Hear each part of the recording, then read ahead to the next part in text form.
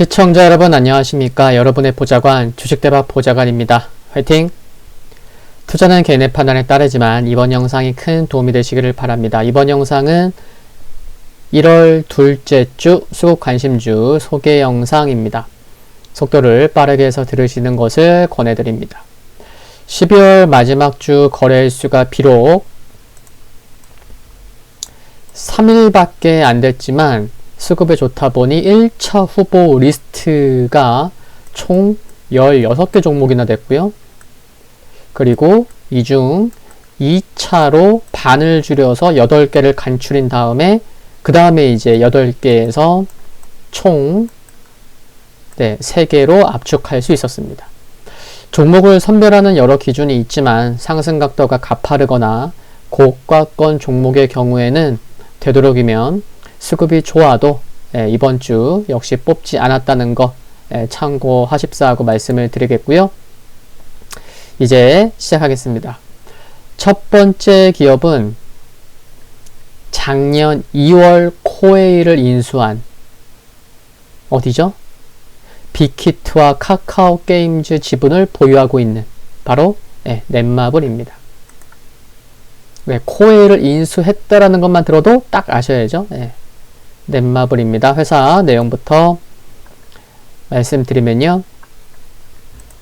2011년 11월 CJ E&M으로부터 물적 분할을 통해서 CJ 게임즈로 설립이 되었고, 그래서 주요 주주 구성을 보면 CJ E&M이 넷마블을 지분을 갖고 있죠. 얼마 갖고 있죠? 21.81%를 보유하고 있습니다. 그리고 2014년 10월에는 CJ 넷마블을 흡수 합병해서 사명을 넷마블 게임즈로 변경했었고, 지금의 넷마블은 2018년 3월에 변경되었습니다. 게임 매출 현황을 볼 수 있는 자료입니다. 여기 보시면 2018년, 19년, 2020년 이렇게 볼 수 있는데, 살펴보면 줄어든 것도 있고 한데 좀 눈에 들어오는 거는 7개의 대죄 그랜드 크로스 요 이제 신규작이죠. 그래서 이제 전체에서도 차지하는 비중이 꽤 큰 것을 알 수가 있고, 또 기타 모바일에서 여러 게임들 31% 차지하고 있는 것을 알 수가 있습니다. 여기에 포함되진 않지만 아시는 분도 계시겠지만 지금 설명드린 여기 표시해 놓은 7개의 대죄 그랜드 크로스 작년 3월에 출시했습니다. 작년 3월 글로벌 출시했는데 이 게임이 국내 모바일 게임 최초로 북미 애플 앱스토어 매출 3위에 오르는 성과를 거두기도 했었죠. 아래 노란색 테두리의 자료는 3분기까지의 실적을 비교해 볼 수 있는 자료인데, 보시면 매출, 영업이익, 순이익 모두 2010년, 2020년 3분기까지의 실적이 2019년 3분기까지의 실적보다 매출, 영업이익, 순이익, 게임은 이제 영업수익이라고 하죠. 매출이라고 안 하고 모두 개선된 것을 알 수가 있습니다. 적은 차이가 아니라서 그냥 숫자만 보셔도 알 수가 있죠. 그렇죠? 영업이익은 1895억, 순이익은 2351억. 그렇죠? 4분기 실적의 경우 역시 견조할 것으로 전망이 되고, 특히 올해 1분기 실적은 신규 게임 효과가 온기 반영된다는 측면에서 기대감을 가질 수 있을 전망입니다. 그리고 게임주들은 신작 게임 출시 일정이 중요한데, 우선 작년 5월 아시아 시장에 진출했었던 MMORPG 블레이드 앤 소울 레볼루션은 1분기에 북미 시장 진출을 앞두고 있습니다. 그리고 세븐나이츠 IP를 기반으로 한 모바일 MMORPG 세븐나이츠 레볼루션이 2분기에 출시될 것으로 전망되고 있고, 또 그 밖에 유명 게임 IP 니노쿠니를 모바일로 재해석한 제2의 나라, 또 마블 IP를 활용한 마블 퓨처 레볼루션 등도 출시를 앞두고 있습니다. 그리고 여기 게임 순위를 볼 수 있는 자료인데요. 여기 세븐나이츠 넷마블이죠.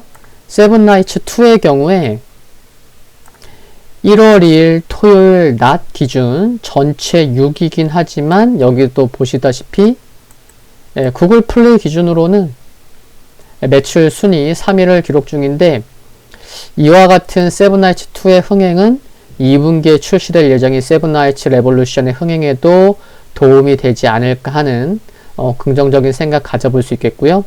단 1분기 경쟁이 될 만한 게임들이 다소 출시되기 때문에 좀 중장기로 보시려는 분은 지금 말씀드린 부분도 참고하실 필요가 있겠다는 말씀도 함께 드립니다.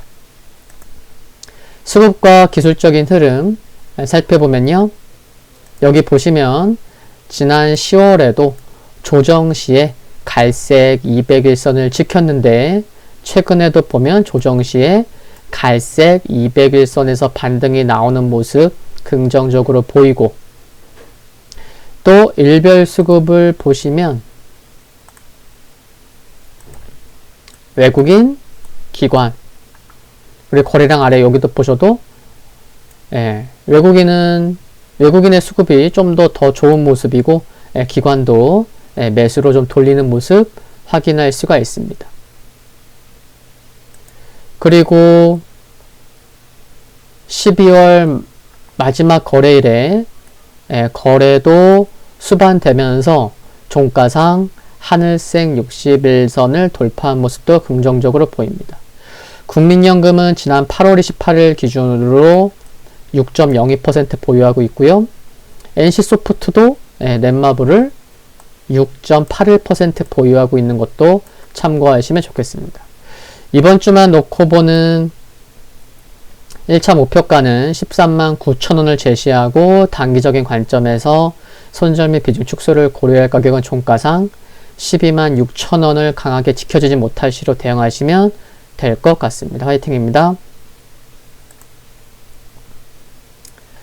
두 번째 기업은 거래량 아래만 보셔도 이처럼 외국인과 기관, 수급이 좋은, 그리고 여기 보시다시피 작년 2020년에 머니투데이 IR 대상에서 첨단 바이오 소재 부문 최우수 IR 기업으로 선정된 아미코젠입니다. 지난 11월 초였죠. 작년 11월 초 기준 최근 1년간 아미코젠 IR 실무자가 본사 외 서울 지역에서 여의도, 강남 등 진행한 IR 활동이요, 35번, 35차례에 달한다고 합니다. 또 이와 별개로 57번의 본사 IR 미팅, 또 15개 기관 대상 컨퍼런스 행사, 또 7회의 컨퍼런스 콜 등을 통해 자주 시장과 만났던 거죠. 코로나19 이슈에도 불구하고 이와 같은 활동은 단연 돋보인 것 같았습니다. 그러니까 최우수 IR 기업에 선정될 수 있었겠죠. 그렇죠? 먼저 수급을 말씀드리면, 국민연금은 9월 8일 기준으로요 5.07% 보유하고 있고, 미래에셋 자산운용 11월 30일 기준으로 6.18% 보유 중이라는 거 먼저 말씀드립니다. 이제 회사에 대해서 좀 말씀을 드리면, 카이스트 생물공학 박사인 신용철 대표가 2000년 설립했고 2013년 상장했습니다. 세팍의 항생제 원료 제조에 필요한 효소를 비롯해서 다양한 제약용, 특수 효소를 개발하고 있고, 바이오 신소재 및 바이오 의약 소재 사업 등을 하고 있습니다. 제품 매출과 종속회사 제품 구분해서 말씀을 드릴까 하는데, 제품 매출에서 가장 큰 비중을 차지하는 것은 피부 건강에 도움을 주는 콜라겐 쪽이에요. 3분기 매출 비중 6.97%, 약 64억 원이 여기서 나왔고요. 또 아래 녹색 테두리는 뭐냐면 종속회사 제품에서 가장 큰 매출을 차지하고 있는 것은 3분기에 매출이 100억 원 넘는 매출을 기록한 수의용 항생제입니다. 워낙 제품 매출도 많고요. 종류가. 또 종속회사 제품 매출도 많아서 제가 각각 구분돼서 가장 큰 매출 비중을 차지하는 것만 가지고 지금 설명을 드리고 있는 겁니다. 그리고 3분기까지의 실적을 보시면 2019년의 매출, 2019년의 영업이익, 2019년의 순이익 어때요? 모두 개선됐죠? 매출은 708억 원에서 848억 원, 영업이익은 적자였는데 흑자, 순이익은 115억 적자에서 232억 흑자. 근데 영업이익 대비 순이익이 굉장히 크게 많이 개선됐잖아요. 근데 그걸 보면 이제 금융수익에서 지난 3분기도 그렇지만 2020년에 금융수익이 많이 발생했다고 보시면 됩니다. 그래서 영업이익 대비 순이익의 개선폭이 매우 크게 개선된 것이라고 보시면 되겠고요. 아미코제는 특수 효소를 만든다고 말씀을 드렸는데, 이 효소가 항생제의 합성 과정에서 발생하는 환경 유해 물질을 줄여주고 에너지 사용도 줄여줘서 더욱이 생산 원가도 낮춰주다 보니 의약품만이 아니고 식품, 화학, 에너지 산업에서도 관심을 갖게 될 수 있는 것이 큰 장점이자 경쟁력인 것 같습니다. 또한 바이오 의약품 생산에 있어서 중요한 것이, 들어보세요. 중요한 것이 뭐냐면 배지와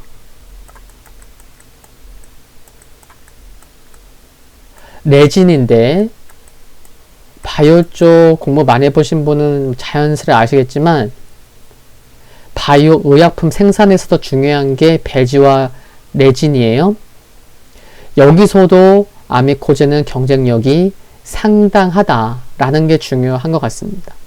아미코제는요, 국내 유일의 정제용 레진 제조사이면서 이미 세포배양 배지 첨가물을 의약용으로 개발해서 글로벌 제약사에 판매해온 이력이 있는데, 이러한 경쟁력으로 지난 9월 말 정부 주도로 출범한 바이오 소부장의 연대 협력 협의체에서 주목하고 있는 기업으로도 관심을 받고 있죠. 그리고 배지와 레진이 뭐냐? 배지라는 건요, 세포 배양체를 충분히 키우려면 고체나 액체의 영양물질 혹은 각종 첨가물을 넣어야 하는데, 이 넣는 물질들을 배지라고 하고, 그냥 완전 쉽게 말씀드리면요, 우리 추억의 제품 볶기 있잖아요. 볶기 설탕 막 젓잖아요. 조그만 그릇에다가 거기다 소다 넣죠. 그 설탕이 확 부풀어오죠, 볶기가. 그런 거예요. 세포 배양할 때 충분히 키우기 위해서. 그게 배지고, 그리고 세포가 충분히 컸으면, 성장했으면 이제 드디어 의약품으로 쓸 수 있는 단백질과 항체를 거르는 정제 작업이 필요한데, 이때 사용되는 거름망 같은 소재가 레진입니다. 그리고 이제 항체를 걸러냈으면 이게 이제 의약품으로 쓰이는 거죠. 한편 작년 상반기에는 국책과제 200억 원이 넘는 국책과제에 선정되어서 이제 내년까지 맞춤형 배지 개발 및 대량 생산 플랫폼을 구축할 것으로 전망이 되고, 그리고 본격적인 양산은 2023년이겠죠. 배지와 레진의 경우 국내에서만 50%를 국산화를 해도 6천억 원이 넘는 시장임을 봤을 때 그렇게 전망되고 있음을 보면 바이오 소재 국산화 모멘텀이 있다고 보시면 될 것 같습니다. 그리고 지금 이와 관련된 신공장은 송도에 설립 중에 있고요.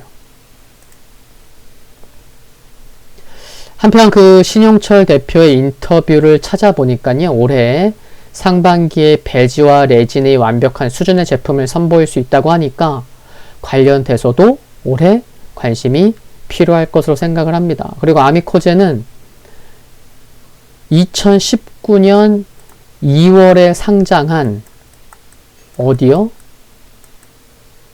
셀리드 2대 주주이기도 하고 또 약 한 달 전 작년 12월 4일 상장한 어디요? 클리노믹스 이 두 개의 기업의 2대 주주이기도 한 것도 참고하시면 좋겠습니다. 이제 수급 및 기술적인 흐름 보시면요. 영상 초반에서 살짝 말씀드렸지만 거래량 아래만 보셔도 파란색 외국인, 빨간색 기관 돌렸어요. 일별 수급 봐볼까요? 그쵸? 외국인, 기관 수급 견조하고 최근에 모두 매수로 돌렸습니다. 그리고 지난 10월 말부터 저점을 꾸준히 높이는 저점을 다지는 흐름이 나오다가 고개를 딱 드는 모습인데 이평선이 수렴한 곳에서 상승이 나온 것도 좋아 보이는데 물론 메이저 수급도 그렇긴 하고 거래량도 터지면서 121선을 한 방에 돌파한 모습이 좋다고 생각이 됩니다. 이번 주만 놓고 보는 1차 목표가는 42,000원 제시하고 단기적인 관점에서 손절 및 비중 축소를 고려할 가격은 종가상 35,900원을 강하게 지켜지지 못할 시로 대응하시면 될 것 같습니다. 화이팅입니다. 세 번째 기업은 아나패스입니다. 거래량 아래 보시면 파란색 외국인이 최근에 꾸준히 들어오고 있는 것을 볼 수가 있죠. 아나패스는 많은 분들 아시다시피 팹리스 기업입니다. 팹리스 기업인데 회사부터 좀 말씀드리려는데요. 화소를 제어하는 신호등과 같은 역할을 하는 DDI를 제어하는 T콘, 타이밍 컨트롤러를 설계하는 기업입니다. 그냥 쉽게 말씀드리면 디스플레이용 시스템 반도체를 설계하고 개발하는 기업이라고 생각하시면 됩니다. 2002년에 설립되어서 2010년 11월에 상장되었고요. 여기 보시면 주요 제품 매출 비중을 보실 수가 있는데 LCD는 매출 비중이 73, 41, 33으로 줄어들고 있고 OLED가 15, 39, 50으로 증가 중인 것, 비중이 커지고 있는 것을 알 수 있습니다. 과거에는 주력 매출이 대형 LCD TV에 들어가는 디스플레이 구동칩이었는데 이제는 OLED가 커진 거죠.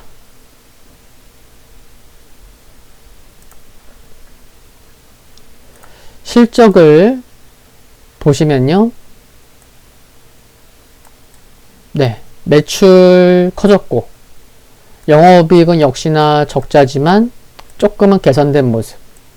순이익은 같은 적자지만 적자폭이 좀 확대된 모습인데 중요한 것은 3분기 실적인 것 같아요. 3분기 어떻죠? 2019년 3분기에 56억 적자에서 10억 흑자, 순이익 40억 적자에서 흑자 전환 된 게 중요한 것 같습니다. 시장에서도 그렇게 평가하고 있는 것으로 보이고요. 지난 11월 말 르네상스 자산운용은 아나패스 교환사채 30억 원을 투자했는데 운용사 관계자가 이렇게 얘기했어요. 비메모리 반도체 시장을 긍정적으로 보고 있다. 우리 운용사는 근데 아나페스가 3분기 흑자 전환하면서 앞으로 계속해서 이익이 날 가능성이 높다고 봤다 라고 말하기도 했습니다. 그러니까 30억 투자했겠죠. 그리고 올해는 시스템 반도체 시장의 성장이 지속되는 가운데 파운드리 업체와의 긴밀한 협업 및 모바일 산업 내에서 OLED 채택률이 확장되면서 고객사의 다변화도 예상이 되기 때문에 3년을 기다려온 신제품의 매출이 확대될 것으로 전망되는 점이 긍정적으로 보입니다. 결국에 2020년 적자에서 본격적인 턴어라운드가 될 것으로 전망되는 것이 2021년 올해 가장 중요한 포인트라고 생각이 됩니다. 그리고 단기적인 모멘텀은 아니지만 아나페스가 얼마요? 31.75%를 보유 중인 자회사 반도체 기업 어디죠? 미국에 본사가 있는 GCT 올해 하반기 상장 전망되고 있습니다. 1, 2월 중에 또 이제 상장 관련돼서 뉴스도 있을 수도 있는데요. 단기 모멘텀은 아니지만 참고해 두시면 좋겠고요. 이제 수급 및 기술적인 흐름 살펴보겠습니다. 제가 12월에 외국인이 이처럼 꾸준히 들어왔습니다라는 말씀을 드렸는데 살펴보니 11월 말 외국인 지분은 2.79였어요. 근데 12월 30일 지분은 6.39%. 그러니까 한 달 동안에만 무려 3%가 넘게 증가한 거죠.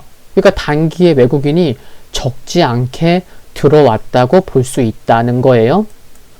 그리고 추세에 있어서 중요한 하늘색 60일선이 최근에 미세하게 60일선이 12월 마지막 주서부터 우상향으로 미세하게 상승 전환이 된 점도 긍정적으로 보이고 또 외국인이 매수를 이어가다 보니까 거래량이 터진 것으로 볼 수 있겠지만 이처럼 거래량이 지속적으로 터진 점도 긍정적으로 볼 요인이라 생각이 듭니다. A1 자산운용은 12월 24일 기준으로 4.59%를 보유하고 있는 것도 참고하시면 좋겠고요. 이번 주만 놓고 보는 1차 목표가는 28,800원을 제시하고 단기적인 관점에서 손절 및 비중 축소를 고려해야 할 가격은 종가상 25,200원을 강하게 지켜지지 못할 시로 대응하시면 될 것 같습니다. 화이팅입니다. 1월 둘째 주 수급관심주 소개 영상은 여기까지입니다. 중간점검 영상은 수요일 장중에, 최종 리뷰 영상은 토요일 낮 12시에 업로드 됩니다. 참고로 수급관심주 선정에 앞서서 후보리스트 종목 영상은 멤버십 등급 중에 보좌관 절친, 가족에 가입하시면 확인해 보실 수 있습니다.